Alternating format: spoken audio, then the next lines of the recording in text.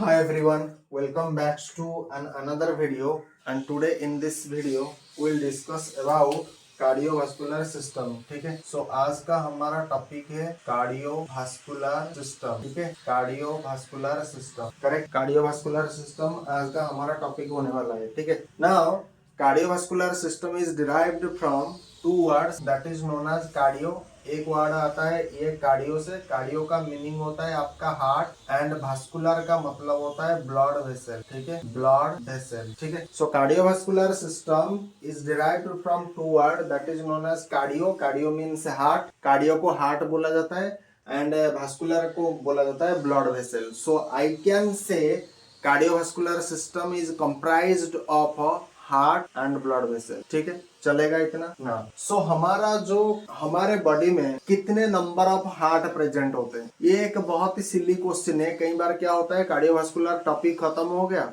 और कोई आपको ऐसे मजाक मजाक में अगर पूछ देगा, भाई आपने कार्डियोवास्कुलर सिस्टम खत्म कर दिया तो बोलो हमारे बॉडी में कितने हार्ट होता है। तो अगर आप 2, 3, 4 ऐसे अगर आंसर दोगे तो फिर पढ़ाने का कोई मतलब नहीं है। ठीक है, तो हमारे बॉडी में कितना हार्ट होता है, एक ही हार्ट होता है। लंग्स कितना होता है, 2 होता है। लिवर कितना होता है, 1 होता है। ये नॉर्मल कॉमन सेंस वाली बात है, लेकिन ये मैं बता देना चाहता हूँ। ठीक है, नाउ कार्डियोवास्कुलर सिस्टम में हम जनरली हार्ट के ऊपर पढ़ते हैं, और यहाँ पर ब्लड वेसल का भी रोल होता है, तो इसके ऊपर भी हम ब्लड वेसल के ऊपर भी पढ़ेंगे। ठीक है, नाउ सीधा हम हार्ट का एक स्ट्रक्चर ड्रॉ करते हैं। ये हो गया हमारा एक टिपिकल हार्ट। ठीक है, तो हार्ट का पहले मैं क्या करूंगा, थोड़ा इसे इतने अच्छे से ड्रॉ नहीं करेंगे। ठीक है, ओके ना, पहले जरा सुनो मेरी बात।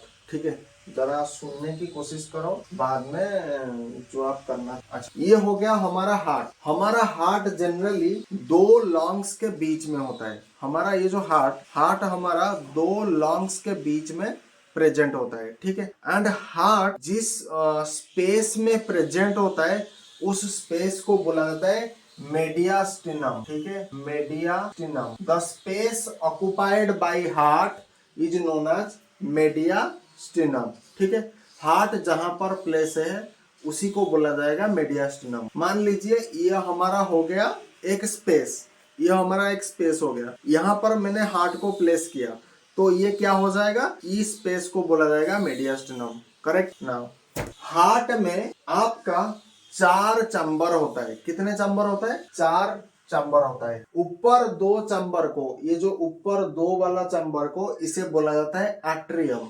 ठीक है, तो ऊपर चैम्बर को बोला जाता है एट्रियम, एंड नीचे वाले जो चैम्बर होता है, ये नीचे वाला जो चैम्बर होता है, इसे बोला जाता है वेंट्रिकल। ठीक है, इसे बोला जाता है वेंट्रिकल।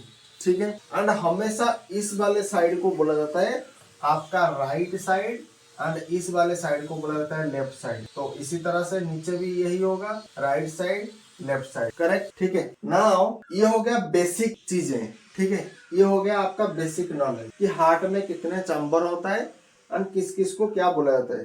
एंड हमेशा एक चीज और ध्यान रखो, हार्ट जनरली आपका एक क्लोज्ड फिस्ट शेप होता है, लेकिन क्लोज्ड फिस्ट शेप ऐसा नहीं है। क्लोज्ड फिस्ट शेप, अच्छा, हार्ट जिसके ऊपर होता है, हार्ट के नीचे जो रहता है हमारा डायफ्राग्राम रहता है। ठीक है, तो डायफ्राग्राम मान लीजिए ये, एंड हार्ट हमारा जनरली ऐसे रहता है, ऐसे नहीं, इस तरह से रहता है। ठीक है, तो इस तरह से डायफ्राग्राम के ऊपर प्लेस होता है, एंड ये थोड़ा लेफ्ट की ओर इसका होता है, एंड ये वाला जो टीप होता है इसको बोला जाता है हार्ट का अपेक्स पार्ट। एंड हार्ट का अपेक्स पार्ट जनरली आपका लेफ्ट लंग में जाकर के एक गड्ढा जैसा बना देता है। ठीक है, मतलब उस पोजीशन को ऑक्युपाई करता है, एंड जहां पर उसका अपेक्स पार्ट रहता है उस पोजीशन को बोला जाता है कार्डियक नॉच। सो आपको पूछा जाएगा cardiac notch is a part of space, ये किसका स्पेस है, ये आपका हार्ट का स्पेस है या लॉन्ग्स का स्पेस है,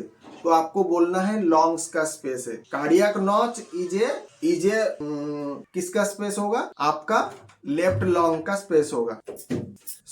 मैं क्या बता रहा था, कार्डियक नॉच जो हमारा है, तो कार्डियक नॉच आपका लेफ्ट लॉन्ग का पार्ट है। तो हमारा ये जो अपेक्स वाला जो पार्ट है वो जनरली लेफ्ट लॉन्ग में थोड़ा घुसा हुआ है, जहां पर ये क्या कर रहा है, एक गड्ढे जैसा आकार बना रहा है। ठीक है, तो जब इसे मैं डिटेल में ड्रॉ करूंगा तब आपको समझ में आएगा ठीक है ना। फिलहाल के लिए इतना जान लो, इस पोजीशन को बोला जाता है स्पेस कार्डियक नॉच। तो ये वाला जो पार्ट होता है इसको बोला जाएगा अपेक्स, ठीक है, इसको बोला जाएगा अपेक्स। तो हार्ट का ये जो पार्ट देखो, हार्ट मैंने कैसे ड्रॉ किया है, ये लेफ्ट की ओर देखो ज्यादा झुका हुआ है, ज्यादा इंक्लाइंड है, ठीक है। हमारा हार्ट राइट साइड में कम होता है, लेफ्ट साइड में क्या होता है ज्यादा, उसका मतलब थोड़ा इंक्लाइन उधर की ओर रहता है, ठीक है। अगर हम इंक्लाइन की बात करें, ये बात ध्यान में रखें, ठीक है ना। इस हार्ट को अब हम थोड़ा इसे अंदर से मॉडिफिकेशन करेंगे ना, इसको थोड़ा मॉडिफिकेशन करेंगे क्योंकि ये एक अच्छा स्ट्रक्चर है। सो ये हो गया हमारा हार्ट ना,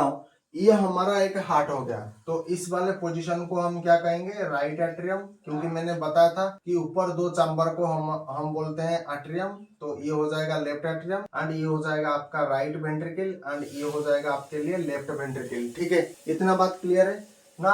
ये वाला जो पोजीशन है, इस वाले पोजीशन को हम बोलते हैं क्या, ट्राइकस्पिड भाल्व, ठीक है, ट्राइकस्पिड भाल्व इसे बोलते हैं। एंड इसी को हम क्या बोलेंगे, बाइकस्पिड भाल्व, बाइकस्पिड भाल्व। अब इतना चीज आपको थोड़ा नोटिस कर लो, फिर मैं आगे बढ़ता हूँ। तो ये हो जाएगा हमारे लिए, ऊपर दो चैम्बर हार्ट का बोला जाता है एट्रियम एंड नीचे वाला दो चैम्बर बोला जाता है आपका वेंट्रिकल, ठीक है। एंड यहाँ पर देखो एक बीच में एक ऐसा प्रेजेंट है, ठीक, बीच में एक सेप्टम प्रेजेंट है। इस सेप्टम का काम क्या है, इस वाले एरिया को बोला जाता है आपका सेप्टम, SEPTUM, ठीक है, इसे बोला जाएगा आपका सेप्टम, ठीक है ना। ये जो हार्ट होता है, ये प्रॉपर एरिया यहाँ से लेकर के यहाँ तक जो एरिया होता है इसे बोला जाता है सेप्टम, ठीक है। अब आप पूछोगे कि सर आपका राइट साइड तो अगर ऐसे आप अगर लिखते हो तो राइट साइड तो आपका ये हो जाता है, तो आपने राइट साइड इधर क्यों रखा। तो देखो हमने क्या किया,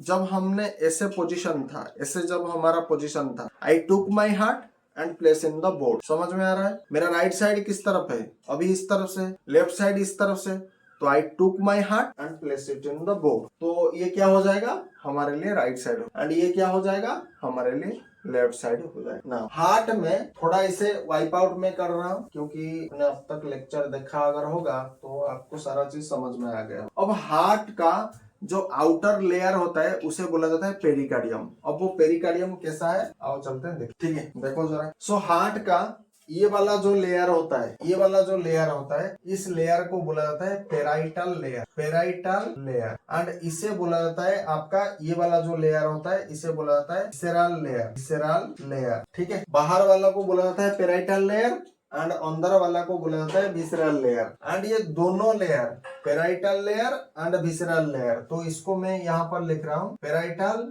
प्लस आपका विसेरल लेयर, ठीक है, visceral layer together known as pericardium, pericardium. जरा इसे देख लो, आपका parietal layer and visceral layer together known as pericardium. Peri means outer, cardium means heart. Cardium means क्या होता है, हार्ट होता है।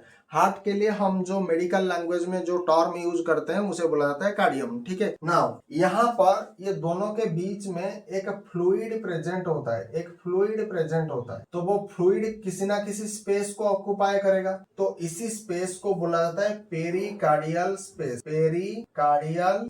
इस स्पेस को क्या बोला जाता है, पेरिकार्डियल स्पेस। एंड इस पेरिकार्डियल स्पेस में एक फ्लूइड प्रेजेंट होता है जिसको बोला जाता है पेरिकार्डियल फ्लूइड, ठीक है। इस स्पेस में जो फ्लूइड प्रेजेंट होता है उसे बोला जाता है पेरिकार्डियल फ्लूइड। अब ये पेरिकार्डियल फ्लूइड का काम क्या होता है, पेरिकार्डियल फ्लूइड का काम होता है, पहले तो ये क्या करेगा, शॉक ऑब्जर्वर के रूप में काम करेगा। शॉक ऑब्जर्वर मतलब शॉक को ये ऑब्जर्व कर लेगा, ठीक है, जब भी कोई घुसाघुसी हो। देन ये क्या करता है, प्रिवेंट डिहाइड्रेशन, प्रिवेंट डेजिकेशन, डेजिकेशन। डेजिकेशन का मतलब क्या होता है, डिहाइड्रेशन। डिहाइड्रेशन को हम डेजिकेशन कहते हैं, डिहाइड्रेशन, ठीक है ना। दूसरा क्या तीसरा क्या करेगा, प्रिवेंट फ्रिक्शन, प्रिवेंट फ्रिक्शन, ठीक है। ये किसका फंक्शन है, आपका पेरिकार्डियल फ्लूइड का फंक्शन है, ठीक है।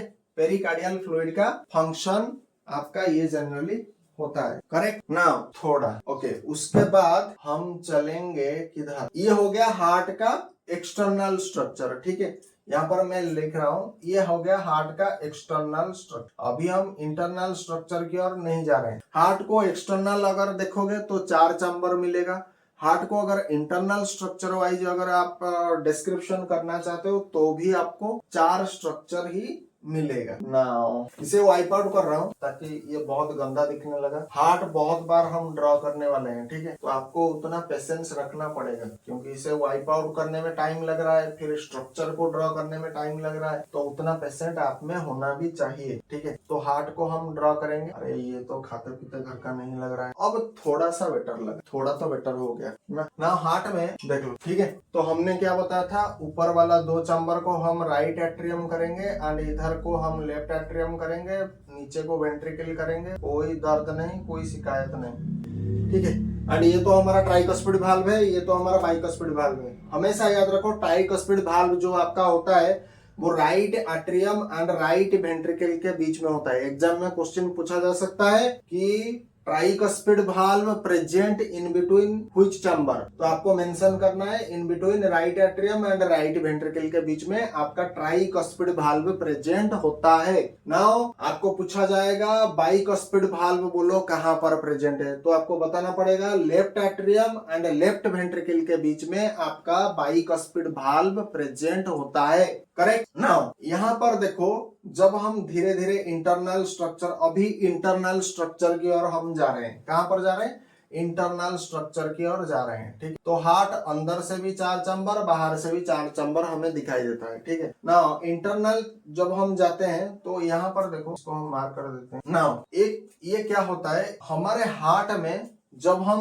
मतलब फर्टाइल लाइफ में थे, मतलब जब तक हमारा कोई बार्थ नहीं हो रहा था, हम गर्भ में थे, उस वक्त क्या होता था, ये हार्ट में यहाँ पर एक निशान, एक होल था, ठीक है, एक होल था। एंड ये होल फर्टाइल सर्कुलेशन में हम डिटेल में पढ़ेंगे। फिलहाल के लिए जान लो, जब तक हमारा इस धरती पर कोई आगमन नहीं होता है, तब तक जब हम माँ के पेट में थे, तब यहाँ हमारे हार्ट में एक होल था, एक छिद्र प्रेजेंट होता है। वो छिद्र क्या होता है, जब हम आफ्टर बार, जब हम जन्म ऑलरेडी ले चुके हैं, ठीक है, जन्म होने के बाद ये जो छिद्र होता है ये अपने आप क्या होता है, बंद हो जाता है। लेकिन कई बार क्या होता है, कुछ लोगों के साथ ये जो आपका छिद्र होता है ये बंद नहीं होता। जब ये बंद नहीं होता है तो इसे बंद करना बहुत जरूरी है। अगर बंद नहीं करोगे तो आपको मैं एक आइडिया दे देता हूँ।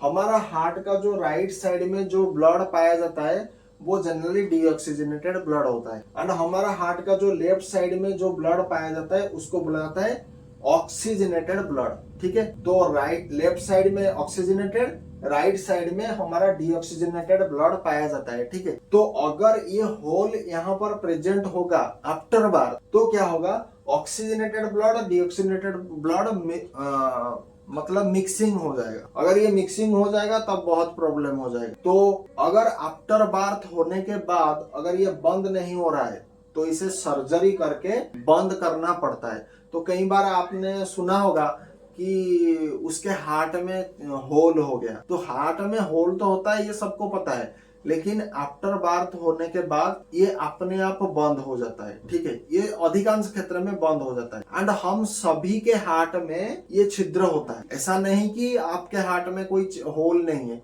आपके हार्ट में भी होल है।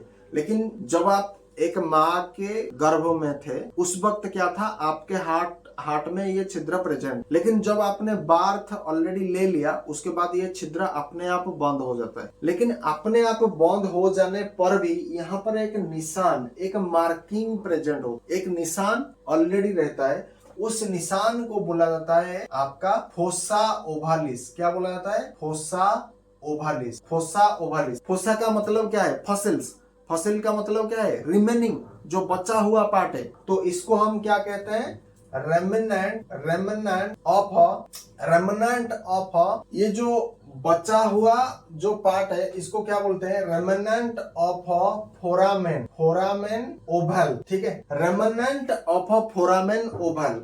अभी रेमिनेंट का मतलब क्या है? रेमिनेंट का मतलब होता है रिमेनिंग। रेमिनेंट का मतलब क्या होता है? रिमेनिंग। एंड फोरामेन का मतलब क्या होता है? ओपनिंग। एंड ओवल का मतलब ये जो बचा हुआ पार्ट। तो ये जो बचा हुआ ओपनिंग वाला जो पार्ट है ये एक ओपनिंग है। तो ये जो बचा हुआ ओपनिंग वाला पार्ट है ये क्या है? ये फोसा ओवालिस है। ओवल का मतलब क्या है? ओवालिस। ठीक है, तो फोसा ओवालिस को क्या बोला जाता है? जो एक मार्किंग रहता है, जो एक डिमार्केशन रहता है, उसको बोला जाता है फोसा ओवालिस। तो इसको एक्सप्लेन करने के लिए ये बोला जाता है remnant of a foramen Oval. Remnant का मतलब है रिमेनिंग, फोरामेन मतलब ओपनिंग। ये एक ओपनिंग है, ओपनिंग ओवल। ठीक है ना, इसको थोड़ा अच्छे से देख लो, बाद में एक्सप्लेन करूंगा और भी चीजें। आई होप आपने सारा चीज देख लिया। अब यहाँ पर देखो, हमारा जो राइट एट्रियम होता है ना, राइट एट्रियम जनरली आपका कोई भी atrium, right doesn't matter, right atrium की लेफ्ट एट्रियम, मोटे तौर पर आप राइट एट्रियम ही पकड़ो तो बहुत अच्छा है। राइट एट्रियम जो होता है वो 1/3 उसका साइज होता है। ठीक है, एंड जो वेंट्रिकल्स होते हैं वो जनरली आपका 2/3। अब ये हार्ट टू हार्ट वैरी करता है, doesn't completely meaning that it is 1/3 and it is 2/3, ऐसा कुछ भी नहीं। लेकिन मोटे तौर पर आपको ये ध्यान में रखना होगा कि आपका जो एट्रियम होता है वो साइज में छोटा होता है एंड वेंट्रिकल क्या होता है? साइज में बड़ा होता है।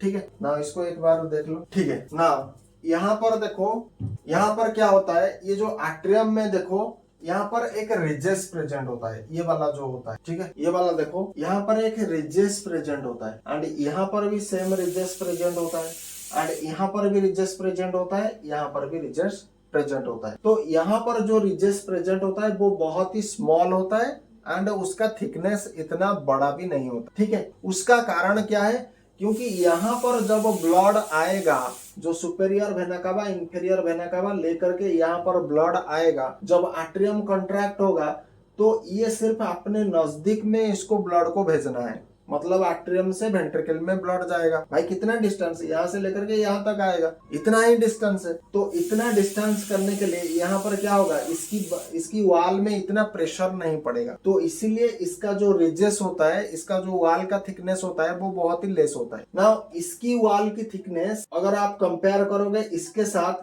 तो यहाँ पर देखो, यहाँ पर थिकनेस आपको काफी मोटी लगेगी।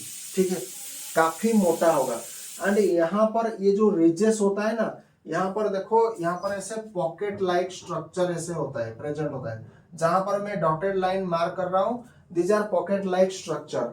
ठीक है, these are pocket like structure and इस रिजेस के कंपैरिजन में ये रिजेस थोड़ा बड़ा होता है। इसका कारण क्या है? क्योंकि यहाँ पर हम ब्लड को पंप करेंगे, कहां पर? लंग्स के लिए पंप करेंगे। क्यों पंप करेंगे? क्योंकि यहाँ पर जो ब्लड प्रेजेंट होगा वो डीऑक्सीजनेटेड ब्लड प्रेजेंट होगा। तो इसे ऑक्सीजनेशन करने के लिए हम पल्मोनरी आर्टरी के माध्यम से क्या करेंगे? हमारे पास 2 पल्मोनरी आर्टरी होता है, ये भी आप याद रख लो। देखो, वेन में जनरली आपका डीऑक्सीजनेटेड ब्लड कैरी होता है। क्या होता है? Deoxygenated blood. इतना बात क्लियर है। एंड आपका जो आर्टरी में, आर्टरी एक ब्लड वेसल है, तो आर्टरी में ऑक्सीजनेटेड ब्लड कैरी होता है। ठीक है, ये भी आप एक बार लिख लो, बाद में मैं समझाऊंगा। ठीक है, एंड अगर मैं इसी चीज को थोड़ा बदल दूं ना, अगर पल्मोनरी वेन मैंने अगर लिखूंगा पल्मोनरी वेन, तो हमारे पास पल्मोनरी वेन कितना होता है? पल्मोनरी वेन देखो, वेन में डीऑक्सीजनेटेड ब्लड मतलब जाता है, लेकिन पल्मोनरी वेन एक लता वेन है जिसमें क्या होता है? आपका ऑक्सीजनेटेड ब्लड होता है। क्या ब्लड होता है? ऑक्सीजनेटेड ब्लड होता है, ऑक्सीजनेटेड ब्लड होता है। एंड पल्मोनरी वेन हमारे पास कितना होता है? 4 नंबर का पल्मोनरी वेन होता है, मतलब 4 टोटल पल्मोनरी वेन होता है। ठीक है, तो उसी चीज को अगर आर्टरी के साथ में अगर ऐसे कंपेयर करूंगा, तो यहाँ पर मैं पल्मोनरी आर्टरी लिखूंगा, पल्मोनरी आर्टरी। नाउ आर्टरी में जनरली आपका ऑक्सीजनेटेड ब्लड कैरी होता है। ठीक है, लेकिन पल्मोनरी आर्टरी एक लौता आर्टरी जो क्या कैरी करता है? डीऑक्सीजनेटेड ब्लड कैरी करता है, डीऑक्सीजनेटेड ब्लड कैरी करता है। इतना बात क्लियर है। एंड हमारे जो पल्मोनरी जो आर्टरी होता है उसका टोटल नंबर, उसका टोटल संख्या कितना होता है? टोटली 2 होता है। ये बात भी आप लिख लो जरा, ठीक है। तो आई थिंक आपने सारा चीज कवर अप कर लिया होगा, तो मैं इसे अब वाइप आउट कर रहा हूँ ना। तो यहाँ पर भी मैं वाइप आउट इसे कर रहा हूँ ताकि स्ट्रक्चर बहुत नीट एंड क्लीन नजर आए ना। अब इस राइट वेंट्रिकल में जो रिजेस प्रेजेंट होता है एंड इस लेफ्ट वेंट्रिकल में देखो जो रिजेस प्रेजेंट होता है, दोनों का जो रिजेस है, देखो लेफ्ट वेंट्रिकल का रिजेस थोड़ा ज्यादा होता है एंड राइट वेंट्रिकल का जो स्पेस होता है, लेफ्ट वेंट्रिकल का स्पेस थोड़ा ज्यादा भी रहता है।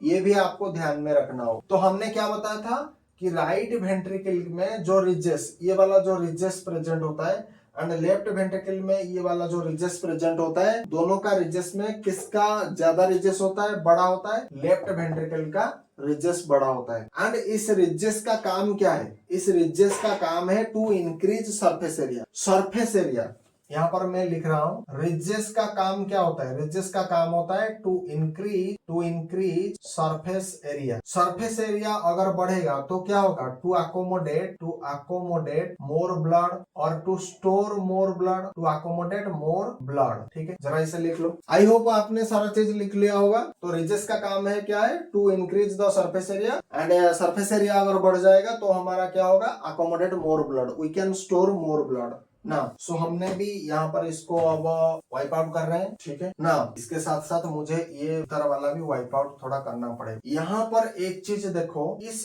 ये वाले रिजेस में एक एक्सटेंशन वाला एक मसल प्रेजेंट होता है, ऐसा मसल प्रेजेंट होता है, ठीक। इस मसल को बोला जाता है पैपिलरी मसल। इस मसल को क्या बोला जाता है? पैपिलरी मसल, ठीक है। तो पैपिलरी मसल किसको बोला जाएगा? ये वाला पैपिलरी मसल। जरा इसे देख लो, इस मसल को क्या बोला जाएगा? पैपिलरी मसल, ठीक है। नाउ इस पैपिलरी मसल, अच्छा, ये जो रिजेस होता है, इस रिजेस को हम क्या बोलेंगे? ये जो रिजेस, ये चारों तरफ से जो रिजेस फैला हुआ है, इस रिजेस को बोला जाता है, वेंट्रिकल में जो रिजेस प्रेजेंट होता है उसे बोला जाता है कॉलमने कार्ने, ठीक है। जरा इसे भी देख लो अच्छे से। मैंने क्या बताया था कि वेंट्रिकल में ये नीचे वाला दो चैम्बर को बोला जाता है वेंट्रिकल में ये जो रिजेस प्रेजेंट होता है वेंट्रिकल में, मैं वेंट्रिकल की बात कर रहा हूँ, वेंट्रिकल में जो रिजेस प्रेजेंट होता है उसको हम क्या बोलते हैं? कॉलमने कार्ने, या फिर इसे बोला जाता है ट्राबिकुले कार्ने। ट्राबिकुले, थोड़ा ये स्पेलिंग थोड़ा देख लेना, ओके। ट्राबिकुले कार्ने, ठीक है, ये थोड़ा देख लेना, ये अपनी तरफ से मैं बता रहा हूँ, ठीक है। इसे बोला जाता है ट्राबिकुले कार्ने या फिर कॉलमने कार्ने। किसको? वेंट्रिकल में जो रिजेस प्रेजेंट होता है उसको ना। लेकिन आप पूछोगे सर एट्रियम में जो रिजेस प्रेजेंट होता है उसे क्या बोलते हैं? तो उसे बोलते हैं पेक्टिनेट मसल, ठीक है, पेक्टिनेट मसल। इसे भी जरा लिख लो। ये जो रिजेस, एट्रियम की बात कर रहा हूं। और आप पूछोगे सर इस साइड को पेक्टिनेट बोलते हैं क्या? इस साइड को पेक्टिनेट बोलते हैं? जी हाँ बेटा, इस साइड को बोलते हैं पेक्टिनेट मसल। तो फिर आप बोलोगे कि सर इस साइड को कॉलमने कार्ने बोलते हैं क्या? इस साइड को कॉलमने कार्ने बोलते हैं? जी हाँ बेटा, इसको ही बोलते हैं। ये भी ध्यान रखो ना। ये जो कॉलमने कार्ने, वेंट्रिकल की बात कर रहा हूं, कॉलमने कार्ने के ऊपर यहाँ पर एक एक्सटेंशन मसल्स प्रेजेंट होता है जिसको हम बोलते हैं क्या? Papillary muscle. क्या बोलते हैं? Papillary muscle. And papillary muscle को अगर आप स्टाइल में थोड़ा बोलना चाहते हो तो आप बोल सकते हो मस्कुलाए पैपिलरिस। क्या बोलते हैं? मस्कुलाए पैपिलरिस। जरा इसे ध्यान से थोड़ा गौर कर लो ना। आई होप आपने थोड़ा देख लिया होगा। एंड ये पैपिलरी मसल के ऊपर एक कोलाजन लाइक थ्रेड प्रेजेंट होता है जो क्या करता है? इस ट्राइकॉस्पिड भाल्व एंड बाइकॉस्पिड भाल्व को पकड़ करके रखता है। बेटा आज तो इतने जोर से पकड़ूंगा कि तू खुलेगा भी नहीं, ठीक है। तो ये जो थ्रेड लाइक स्ट्रक्चर है इसे बोला जाता है क्या? कोलाजन।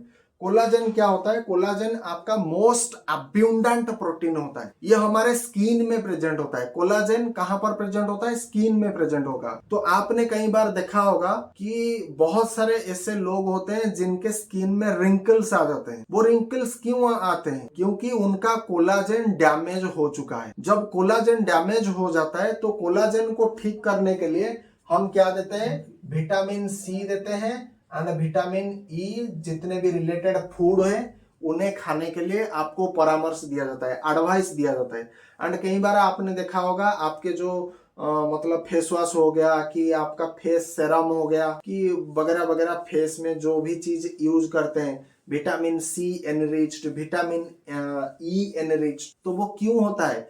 क्योंकि आपको रिंकल्स को ठीक करना है। तो जब आप यहाँ पर फेस कोई लगाओगे, तो फेस क्रीम लगाओगे, तो विटामिन सी क्या करेगा? कोलाजेन को ठीक करेगा, ठीक है। एंड ये जो थ्रेड लाइक स्ट्रक्चर है, इसी को बुलाता है कोलाजेन, ठीक है। थ्रेड लाइक स्ट्रक्चर को बुलाता है कॉडे टेंडने। तो ये जो थ्रेड लाइक स्ट्रक्चर ये जो होता है, ये जो हमारा थ्रेड लाइक स्ट्रक्चर होता है, इसको बुलाता है क्या? कॉडे टेंडने, ठीक है। कॉडे का मतलब होता है आपका थ्रेड।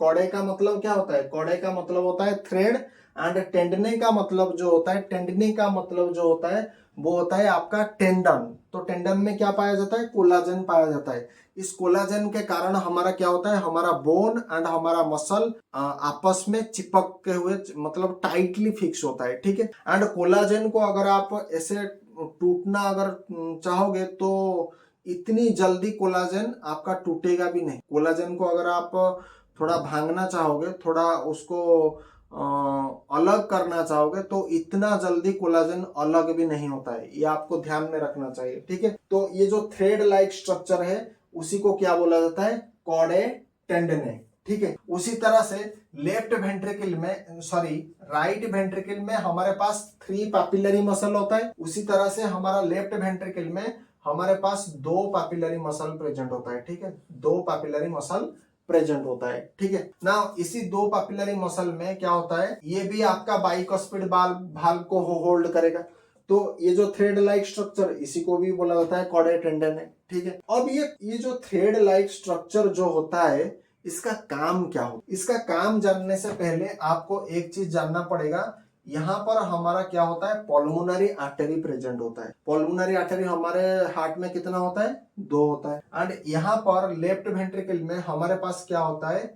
आपका आओटा प्रेजेंट होता है, ठीक है। आओटा प्रेजेंट। अब ये जो थ्रेड लाइक स्ट्रक्चर जो कॉडे टेंडने होता है, ये कॉडे टेंडने का काम क्या करता है? देखो, कॉडे टेंडने का काम ये ट्राइकस्पिड बाइकस्पिड भाल्व को होल्ड करना है। अब भाल्व का मतलब क्या होता है? भाल्व का सिंपली मतलब होता है to prevent backflow of the blood. क्या होता है? To prevent backflow of a blood, sorry food लिख रहा हूं, to prevent backflow of a blood. Valve का सिंपल मीनिंग क्या होता है? बैकफ्लो ऑफ द ब्लड, ठीक है। आगे चल करके मैं समझाऊंगा, लेकिन फटाफट क्विक रिवीजन थोड़ा कर लेते हैं। देखो, यहां से क्या आएगा? Superior vena cava. Superior vena cava क्या होता है? ऊपर पोजीशन, हमारे बॉडी का जो ऊपर पोजीशन, मतलब आपका ब्रेन हो गया, चेस्ट हो गया, ये वाले रीजन से, यहां से लेकर के यहां तक जितने भी एरिया होता है, ये हमारा बॉडी का अपर पार्ट होता है। तो अपर पार्ट से सुपेरियर वेना कावा कौन सा ब्लड लेकर के आएगा?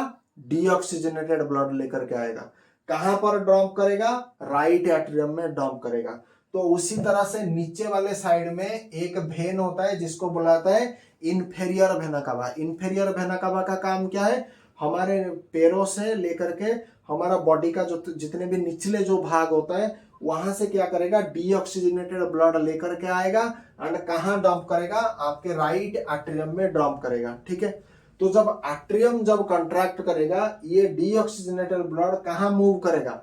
राइट वेंट्रिकल में मूव करेगा, ठीक है। राइट वेंट्रिकल में मूव करेगा। तो राइट वेंट्रिकल में अभी कौन सा ब्लड है? Deoxygenated blood. And right atrium में क्या ब्लड था?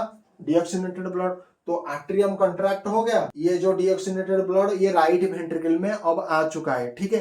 राइट वेंट्रिकल में आ चुका है। तो इस भाल्व का ये काम है कि जब ये ब्लड राइट वेंट्रिकल में आ जाएगा, तो वापस ये राइट एट्रियम में ना जाए, इसके लिए यहाँ पर एक भाल्व को लगाया गया है। भाई, एक बार हमारे साम्राज्य को आओगे तो इतनी जल्दी नहीं जा पाओ, ठीक है ना। तो हमने गेट कीपर लगाया है। तो ये ट्राइकस्पिड भाल्व एक गेट कीपर का काम करता है। क्या करता है? गेट कीपर का काम करता है। एक बार आओगे तो दोबारा तुम्हें नहीं छोड़ने वाले, ठीक है। लेकिन ये भाल्व तो इतना काम करता है, लेकिन यहाँ पर एक क्वेश्चन होता है, जब वेंट्रिकल कंट्रैक्ट करेगा, भाई थोड़ी ना ऐसा है कि राइट हमेशा एट्रियम कंट्रैक्ट करेगा, ऐसा तो नहीं है। वेंट्रिकल कहेगा मेरा भी बारी आता है, रुक जरा, मेरा भी एक बार बारी होगा, तब मैं अच्छे से पंगा लूंगा। तो वेंट्रिकल जब कंट्रैक्ट करेगा तो वेंट्रिकल के पास अभी क्या है, डीऑक्सीजनेटेड ब्लड है, एंड इस साइड में क्या है, ऑक्सीजनेटेड ब्लड है, एंड इधर भी ऑक्सीजनेटेड ब्लड है। ये मैं बाद में समझाऊंगा, ठीक है। तो हमारा यहाँ पर अभी क्या है, डीऑक्सीजनेटेड ब्लड है। तो जब वेंट्रिकल आपका कॉन्ट्रैक्ट करेगा, ठीक है, वेंट्रिकल जब आपका कॉन्ट्रैक्ट करेगा तो यहाँ पर इस भाल्व के ऊपर भी प्रेशर पड़ेगा एंड इस भाल्व के ऊपर भी प्रेशर पड़ेगा, ठीक है। क्योंकि वेंट्रिकल ऐसा नहीं कि राइट वेंट्रिकल कॉन्ट्रैक्ट होगा, वेंट्रिकल मतलब लेफ्ट वेंट्रिकल भी कॉन्ट्रैक्ट होगा, राइट वेंट्रिकल भी कॉन्ट्रैक्ट होगा, ठीक है। तो वेंट्रिकल जब कॉन्ट्रैक्ट होगा तो यहाँ पर जो ब्लड होता है, मतलब डीऑक्सीजनेटेड ब्लड जो होता है, वो क्या करेगा, इस भाल्व को तो ओपन कर देगा। अगर ये भाल्व ओपन हो जाएगा तो भाई तुम तो ऊपर नीचे हो गए रहोगे भाई। कब तुम काम करोगे, बॉडी में भी भेजना है, लंग्स में भी भेजना है। हार्ट जनरली क्या है, हार्ट एक पंपिंग ऑर्गन है। तो हार्ट जनरली कहां कहां पर हमारे ब्लड को भेजता है, डीऑक्सीजनेटेड ब्लड को ऑक्सीजनेशन करने के लिए लंग्स के पास भेजता है, एंड लंग्स से जो ऑक्सीजनेटेड ब्लड आएगा वो इस लेफ्ट एट्रियम में आएगा, किसके माध्यम से, पल्मोनरी वेन के माध्यम से। पल्मोनरी वेन क्या कैरी करता है, ऑक्सीजनेटेड ब्लड कैरी करता है। पल्मोनरी वेन का संख्या कितना है, टोटल 4 नंबर है। तो हमारा डीऑक्सीजनेटेड ब्लड, देखो डीऑक्सीजनेटेड ब्लड अभी आपका राइट वेंट्रिकल में है, तो राइट वेंट्रिकल से क्या होगा, यहाँ पर जो आर्टरी प्रेजेंट होता है इसको बुलाता है पल्मोनरी आर्टरी, शॉर्ट फॉर्म में लिख रहा हूं पल्मोनरी आर्टरी। तो पल्मोनरी आर्टरी हमारे पास कितना है, 2 है। तो एक जाएगा राइट लंग को, एक जाएगा लेफ्ट लंग को। तो वहां पर क्या होगा, कार्बन डाइऑक्साइड को हम अलग कर देंगे एंड उसका जो एयर सैक में जो ऑक्सीजन वहां पर, तो ब्लड के साथ ऑक्सीजन मिक्स कर देंगे and 4 pulmonary vein 4 pulmonary vein में ऑक्सीजनेटेड ब्लड कहां पर आएगा, आपके लेफ्ट एट्रियम वाला रीजन में आएगा। ये 4 पल्मोनरी वेन हो गया, ये लेफ्ट एट्रियम में अभी ऑक्सीजनेटेड ब्लड लेकर के आएंगे, ठीक है। तब यहाँ पर जब जब एट्रियम आपका कॉन्ट्रैक्ट होगा तो उस वक्त क्या होगा, यहाँ पर जो ऑक्सीजनेटेड ब्लड प्रेजेंट था ये बाइकस्पिड वाल्व ओपन हो जाएगा। अगर बाइकस्पिड वाल्व ओपन हो जाएगा तो ये ऑक्सीजनेटेड ब्लड अभी लेफ्ट वेंट्रिकल में चला आएगा, ठीक है, ठीक है। नाउ जब लेफ्ट वेंट्रिकल में ये चला आएगा तो उस वक्त क्या होगा, जब वेंट्रिकल का कॉन्ट्रैक्शन होगा उस वक्त क्या होगा, यहाँ पर एक आयोटा भी प्रेजेंट है, ठीक है। इस आयोटा के माध्यम से क्या होगा, पूरे बॉडी में क्या होगा, ऑक्सीजनेटेड ब्लड को सप्लाई हम करेंगे, ठीक है। हम ऑक्सीजनेटेड ब्लड सप्लाई करेंगे, क्यों करेंगे, क्योंकि हमारे बॉडी को रेस्पिरेशन करने के लिए, एनर्जी करने के लिए, क्योंकि ब्लड के साथ सिर्फ ऑक्सीजन नहीं होता है, बहुत सारे न्यूट्रिएंट्स होता है। तो हमारे बॉडी के डिफरेंट सेल को क्या चाहिए, ऑक्सीजन चाहिए, न्यूट्रिएंट चाहिए। तो जब यहां से सप्लाई होगा तो पूरे बॉडी को मिलेगा। लेकिन यहां पर ध्यान देने बात है, यहां से जो ब्लड सप्लाई होगा एक्सेप्ट लंग को छोड़ करके, ठीक है, पूरे बॉडी को सप्लाई होगा, ठीक है ना। अब हमारा मुद्दा क्या था कि राइट वेंट्रिकल में जो आपका डीऑक्सीजनेटेड ब्लड था, ठीक है, जब ये वेंट्रिकल का कंट्रैक्शन होगा तो यहाँ पर प्रेशर होगा, क्योंकि यहाँ पर अभी ब्लड पूरा फुल हो चुका है, वेंट्रिकल हमारा फुल हो चुका है। तो जब यहाँ का कंट्रैक्शन होगा तो ये इस भाल्व के ऊपर, ट्राइकस्पिड भाल्व के ऊपर प्रेशर पकाएगा। तो ट्राइकस्पिड भाल्व के ऊपर अगर प्रेशर आएगा तो ये भाल्व ओपन होने का चांसेस बहुत ही ज्यादा है। तो अगर बहुत ज्यादा होगा तो ये ब्लड राइट एट्रियम में चला जाएगा। लेकिन हम चाहते नहीं कि ये ब्लड ऊपर नीचे होते रहे, तो इसीलिए यहाँ पर क्या होता है, ये जो थ्रेड लाइक स्ट्रक्चर मैंने बताया था, कॉडे टेंडने का काम यही है। इस भाई साहब को हमने लगाया, ये हमारे लिए एक सिक्योरिटी गार्ड है। ये क्या करेगा, इस सिक्योरिटी गार्ड को एडिशनल प्रोटेक्शन देगा। ये क्या करेगा, इस गेट को मतलब पकड़ के रखेगा। मान लीजिए ये ट्राइकस्पिड वाल्व हमारे लिए एक गेट है, तो कॉडे टेंडने हमारे लिए क्या हो जाएगा, एक सिक्योरिटी गार्ड हो जाएगा। ये सिक्योरिटी गार्ड तुरंत इस गेट को बंद कर देगा, पूरा ताला लगा देगा। अब देखो, ये जब ताला लगा देगा तो राइट ऑलरेडी तो वेंट्रिकल कॉन्ट्रैक्ट हो चुका है, तो यहाँ पर जो ब्लड था वो जनरली अब कहां पर जाएगा, इस आयोटा के माध्यम से, यहाँ पर जो पल्मोनरी आर्टरी जो प्रेजेंट था, इस पल्मोनरी आर्टरी के माध्यम से लेफ्ट लंग को जाएगा एंड राइट लंग को जाएगा। कौन सा ब्लड जाएगा, डीऑक्सीजनेटेड ब्लड जाएगा, क्योंकि राइट वेंट्रिकल में हमारा कौन सा ब्लड प्रेजेंट था, डीऑक्सीजनेटेड ब्लड प्रेजेंट, ठीक है। तो हमारा ये उद्देश्य मान लीजिए आपका ये कॉर्डे टेंडने अगर खराब हो गया तो आप बहुत प्रॉब्लम में पड़ोगे, क्योंकि आपकी पूरी बॉडी को ऑक्सीजनेटेड ब्लड नहीं मिलेगा, क्योंकि डीऑक्सीजनेटेड ब्लड जाएगा तब जाकर के ऑक्सीजनेशन प्रोसेस शुरू होगा लंग्स में, एंड लंग्स पल्मोनरी वेन के माध्यम से लेफ्ट एट्रियम में आएगा, फिर लेफ्ट वेंट्रिकल को जाएगा, फिर जाकर के वेंट्रिकल का कंट्रैक्शन होगा, फिर आउटा के माध्यम से पूरे बॉडी को क्या होगा, ऑक्सीजनेटेड ब्लड की सप्लाई होगी। ठीक है, इतना बात आपको क्लियर लगा। तो इसीलिए अगर आपका कॉर्डे टेंडने अगर खराब हो जाता है या उस पे कोई भी एबनॉर्मलिटीज या ऐसा कुछ आता है तो ये ट्राइकॉस्पिड भाल्व को या बाइकॉस्पिड भाल्व को पकड़ करके नहीं रख पाए, एंड ये पकड़ता है जब वेंट्रिकल आपका कंट्रैक्शन होता है। ये क्या करता है, कॉर्डे टेंडने क्या करता है, इस ट्राइकॉस्पिड एंड बाइकॉस्पिड भाल्व को पूरा पकड़ करके रखता है, पूरा क्लोज करके रखता है। उसके कारण क्या होता है, पल्मोनरी आर्टरी के माध्यम से डीऑक्सीजनेटेड ब्लड जाएगा लंग्स को, left and right lung respectively जाएगा, एंड आउटा के माध्यम से क्या होगा, पूरी बॉडी को ऑक्सीजनेटेड ब्लड की सप्लाई होगा। आई थिंक आप सभी को ये लेक्चर पसंद आया होगा। ठीक है, जरा देख लो मैंने क्या क्या लिखा है, बाद में और एक स्ट्रक्चर ड्रॉ भी करना है। ठीक है, नाउ इस स्ट्रक्चर को हम फटाफट वाइप आउट कर देते हैं, फिर से हार्ट का स्ट्रक्चर ड्रॉ करना है बेटा। ये कार्डियो हार्ट का मामला है तो यहाँ पर अधिक ऊर्जा लगाने की आवश्यकता है, तो हार्ट का स्ट्रक्चर फिर से ड्रॉ करेंगे ना। ये हमारा एक हार्ट है, ठीक है, तो फटाफट टाइम वेस्ट नहीं करूँ ना। ठीक है, तो ये हमारा हार्ट हो गया। ठीक है, नाउ ये जो हार्ट होता है, हार्ट में ये जो बीच वाला जो एरिया होता है, बीच वाला जो एरिया होता है, बीच वाले एरिया को क्या बोला जाता है, सेप्टम। मैंने बताया था, अगर नहीं बताया तो अभी अब बता दे रहा हूँ। ठीक है, बीच वाले एरिया को बोला जाता है सेप्टम, एंड ये हमारा राइट एट्रियम, बार बार बोल रहा हूँ, ये हमारा लेफ्ट एट्रियम, ये हमारा राइट वेंट्रिकल, ये हमारा लेफ्ट वेंट्रिकल। ठीक है, इतना क्लियर है ना। देखो इस सेप्टम का काम इतना है कि हमारे right side and left side को अलग करके रख, मतलब डीऑक्सीजनेटेड ब्लड अगर ये सेप्टम नहीं होगा बीच में तो डीऑक्सीजनेटेड ब्लड ऑक्सीजनेटेड ब्लड के साथ मिक्स हो जाएगा, तो इसीलिए ये सेप्टम होना बहुत जरूरी है। ठीक है ना, अगर हम इसे डिटेल में जानना चाहेंगे तो right atrium and left atrium के बीच में जो सेप्टम प्रेजेंट होता है उस सेप्टम को क्या बोला जाता है, उस सेप्टम को बोला जाता है आपका इंटर का मतलब होता है in between, inter auricular septum. ठीक है, ये इंटर ऑरिकुलर सेप्टम का काम क्या है कि ऑक्सीजनेटेड ब्लड डीऑक्सीजनेटेड ब्लड के साथ मिक्स ना हो जाए, ये उसको सेपरेट करके रखता है। ठीक है, उसी तरह से वेंट्रिकल को अगर हम कंपेयर करेंगे राइट वेंट्रिकल के साथ लेफ्ट वेंट्रिकल, तो यहाँ जो सेप्टम पाया जाता है इसे क्या बोला जाएगा, इंटर वेंट्रिकुलर सेप्टम। ठीक है, इंटर वेंट्रिकुलर सेप्टम। ठीक है ना, यहाँ पर इसे थोड़ा वाइप आउट कर, थोड़ा गंदा देखने लगे, कोई बात नहीं, पूरा वाइप आउट कर दे। स्ट्रक्चर ड्रॉ करने में आज कंजूसी नहीं करेंगे। ठीक है, दिल का मामला है तो कंजूस हो जाएंगे तो बहुत प्रॉब्लम हो जाएगी।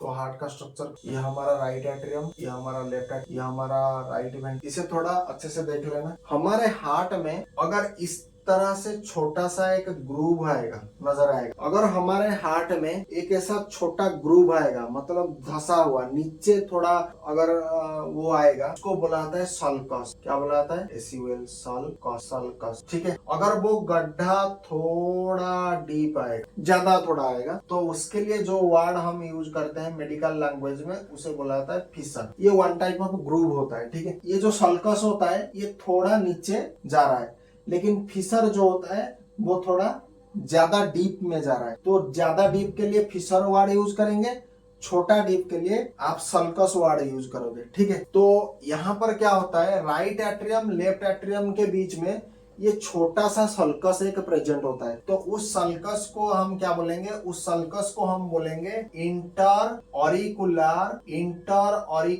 सल्कस। क्या बोलेंगे, इंटर ऑरिकुलर सल्कस। तो उसी तरह से हमारा वेंट्रिकल में होता है। हमने एट्रियम की कंपैरिजन की, अब वेंट्रिकल की कंपैरिजन करेंगे तो वेंट्रिकल में भी ऐसा एक छोटा सा गड्ढा होता है जिसको हम क्या बोलते हैं, इंटर का मतलब क्या होता है, in between, inter ventricular sulcus. इतना जरा लिख लो, बाद में बताऊंगा। तो छोटा सा गड्ढा अगर होगा तो उसके लिए हम वर्ड यूज करेंगे सल्कस, ज्यादा गड्ढा होगा तो उसके लिए हम वर्ड करेंगे फिशर। ठीक है। तो आट्रियम के बीच में जो सल्कस प्रेजेंट होता है उसे बोला जाता है inter auricular sulcus, and ventricle के बीच में जो सल्कस प्रेजेंट होता है उसे हम बोलते हैं इंटर वेंट्रिकुलर सल्कस, ठीक है। लेकिन आट्रियम एंड वेंट्रिकल के बीच में जो सल्कस प्रेजेंट होता है उसे जनरली बोला जाता है क्या, ऑरिकुलो वेंट्रिकुलर ग्रूव बोला जाता है। इसे ग्रूव बोलो सल्कस बोलो एक ही बात, क्योंकि ये इसे भी ग्रूव बोला जाता है ना। ग्रूव मतलब थोड़ा गड्ढा, ठीक है। तो इसे बोला जाता है ऑरिकुलो। ऑरिकुलो का मतलब है ये ऑरिकिल प्रेजेंट है। अच्छा, यहाँ पर एक ऑरिकिल प्रेजेंट है। ऑरिकिल कैसा दिखता है, ये हमारा जो कान का ये वाला जो हिस्सा होता है ना, इसे बोला जाता है ऑरिकिल। तो ऑरिकिल का मतलब होता है यहाँ पर एक ऑरिकिल ऐसा छोटा सा एक प्रेजेंट होता है। इसका काम क्या है, इसका काम है आट्रियम में क्या करना, सरफेस एरिया को इंक्रीज कर देना। एंड ये जो ऑरिकिल यहाँ पर प्रेजेंट होता है ये generally comparative small in size होता है, एंड ये आट्रियम के ऊपर ऐसा धसा हुआ मिलता है, ठीक है, ऐसा धसा हुआ मिलता है। तो इसको इसीलिए इसको बोला जाता है इंटर ऑरिकुलर सल्कस, ठीक है। एंड उसी तरह से वेंट्रिकल के बीच में आएगा तो इंटर वेंट्रिकुलर सल्कस, एंड इसी दोनों बीच एट्रियम एंड वेंट्रिकल के बीच में अगर आएगा तो इसे बोला जाएगा ऑरिकुलो वेंट्रिकुलर ग्रूव बोला जाएगा। मान लीजिए हमने हार्ट का स्ट्रक्चर कैसे ड्रॉ किया था, लगभग ऐसा कुछ हमने ड्रॉ किया, ऐसा हमने ड्रॉ किया था ना। हार्ट का जो भीतर स्ट्रक्चर है हमने कुछ ऐसा ड्रॉ किया था, क्या ऐसा ड्रॉ किया था, ठीक है। तो हार्ट के जो वाल होता है हमने उस वाल को थोड़ा सा क्या किया, कट कर दिया। अब हम हार्ट के इंटरनल स्ट्रक्चर की बात कर रहे हैं, आप कंफ्यूज मत हो, यहाँ पर मैं लिख भी रहा हूँ इंटरनल स्ट्रक्चर की अब मैं बात कर रहा हूँ। तो हार्ट को हमने क्या किया, थोड़ा सा डाइसेक्शन किया। डाइसेक्शन करने के बाद अब हम उसकी वाल की स्टडी करते हैं कि हार्ट की वाल में कितने कितने लेयर होते हैं, ठीक है। ये वाला जो आउटर लेयर होता है हार्ट में जनरली उसका 3 वाल होता है। पहला वाला वाल को बोला जाएगा एपिकार्डियम। एपिकार्डियम, एपी मतलब आउटर, एपी का मतलब क्या होता है, आउटर वाल, एंड कार्डियम का मतलब क्या होता है, हार्ट। हार्ट के लिए कार्डियम वर्ड यूज किया जाता है, ठीक है। एपिकार्डियम, एंड बीच में जो वर्ड आएगा वो होता है मायोकार्डियम। मायो मीन्स क्या होता है, मसल। तो मायोकार्डियम, हमारे पास 3 टाइप का मसल होता है, ये भी आप लिख लो। 3 टाइप का मसल हमारे बॉडी में पाया जाता है। एक होता है वॉल्यूंटरी मसल जो हमारी इच्छा से काम करता है। एक दूसरा होता है इनवॉल्यूंटरी मसल। तीसरा जो होता है हमारे पास कार्डियक मसल। इसे भी जरा लिख लो। तो हमारे पास कितना मसल है, 3 टाइप का मसल है। एक होता है वॉल्यूंटरी मसल, दूसरा होता है इनवॉल्यूंटरी मसल, तीसरा होता है कार्डियक मसल, ठीक है ना। हमने बात कर रहे थे 3 टाइप्स ऑफ वाल हमारे पास होता है हार्ट में। मायोकार्डियम, मायो मीन्स क्या होता है, मसल, कार्डियम मीन्स हार्ट। तो हार्ट में, हार्ट के जो बीच वाला जो लेयर होता है उसमें जनरली आपका कार्डियक मसल पाया जाता है। तो मायोकार्डियम में कौन सा मसल पाया जाता है, कार्डियक मसल पाया जाता है। Epicardium, myocardium, and third one is your endocardium. Endo मतलब इनसाइड, पूरा भीतर की जो लेयर होता है, भीतर की जो वाल होता है उसे बोला जाता है एंडोकार्डियम। तो हम इसे इस फिगर के माध्यम से हम इसे ड्रॉ करेंगे। तो ये हो जाएगा हमारा एपिकार्डियम, बाहर वाला लेयर। एपी मीन्स आउटर है ना, एपी मीन्स आउटर, ठीक है। तो एपिकार्डियम हमारा नंबर 1 हो जाएगा। देन मायोकार्डियम हो गया, ये बीच वाला जो लेयर होता है, ये बीच वाला जो लेयर होता है इसे बोला जाता है myocardium. Second one is your myocardium. Now third one जो होता है वो आपका एंडोकार्डियम। तो ये वाला जो लेयर होता है इसे बोला जाता है एंडोकार्डियम। आई होप आपने खत्म किया होगा, और थोड़ा कंसेप्ट बचा है, छोटा मोटा कंसेप्ट। बाकी आज का लेक्चर खत्म होने की और है, आज की लेक्चर इसके बाद खत्म हो जाएगा। बाकी अगले चैप्टर में हम हार्ट का क्या करेंगे, ये होगा हमारा हार्ट, ये हमारा रिजेस प्रेजेंट है। यहाँ पर राइट एट्रियम, यहाँ पर लेफ्ट एट्रियम, यहाँ पर राइट वेंट्रिकल, यहाँ पर लेफ्ट वेंट्रिकल। इतना बात क्लियर है ना। यहाँ पर देखो, अगर मैं राइट वेंट्रिकल के साथ लेफ्ट वेंट्रिकल के अगर कंपेयर करूंगा तो यहाँ पर जो रिजेस प्रेजेंट होता है इसके कंपैरिजन में अगर इसको कंपेयर करूं, ये दोनों को मतलब कंपेयर करूं, तो लेफ्ट वेंट्रिकल की देखो वाल ज्यादा मोटी, लेकिन इसकी वाल देखो बहुत पतली है, बहुत पतली, ठीक है।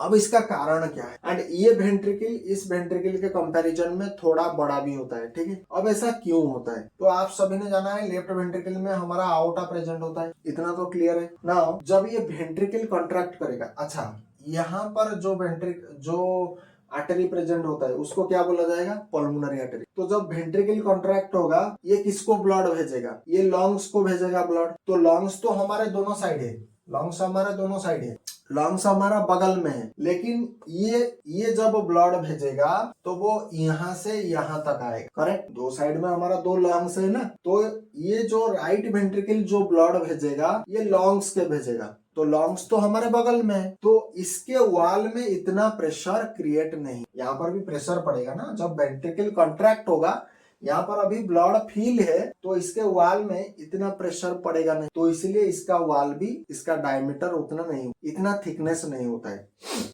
लेकिन लेफ्ट वेंट्रिकल की अगर हम बात करेंगे, लेफ्ट वेंट्रिकल के जो रिजेस होता है वो बहुत ज्यादा मोटी होती है। यहाँ से आयोटा के माध्यम से पूरे बॉडी को ऑक्सीजनेटेड ब्लड की सप्लाई हो, पूरे बॉडी मतलब पूरा नीचे से लेकर के ऊपर तक, तो पूरे बॉडी को ऑक्सीजनेटेड ब्लड की सप्लाई हो। जब ये पूरे बॉडी को ऑक्सीजनेटेड ब्लड की सप्लाई करेगा तो यहाँ पर क्या होगा, मैक्सिमम प्रेशर जनरेट होगा, मैक्सिमम प्रेशर पड़ेगा। तो इसके लिए इसकी वॉल भी मोटी रहे, ठीक है। ये खाते पीते घर का लगना। आज के साथ जनरली यही एक अंतिम कॉन्सेप्ट था जो मैंने आपको बताना चाहा। आपको ये वीडियो कैसा लगा, अगले लेक्चर में हम बात कर देते हैं। अगले लेक्चर में हम पढ़ेंगे भाल्व के, ठीक है। ये कार्डियोवास्कुलर सिस्टम नहीं खत्म हुआ है, तो अगले लेक्चर में हम भाल्व के ऊपर डिटेल में लेक्चर लेंगे, ठीक है। तब तक के लिए ये वीडियो, ये लेक्चर आपको कैसा लगा, इन डेप्थ एक्सप्लेनेशन मैंने की है। अगर स्टिल आप facing any type of doubt, you can comment. Till then, bye bye, thank you, जय हिंद, वंदे मातरम।